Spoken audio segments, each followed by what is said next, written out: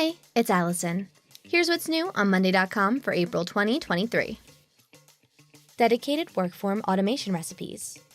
We now have dedicated automation recipes for WorkForms.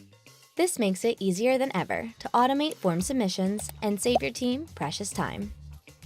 Account default notification settings. Account admins can now customize the default email notification settings for each user added to an account. Ability to remove profile fields.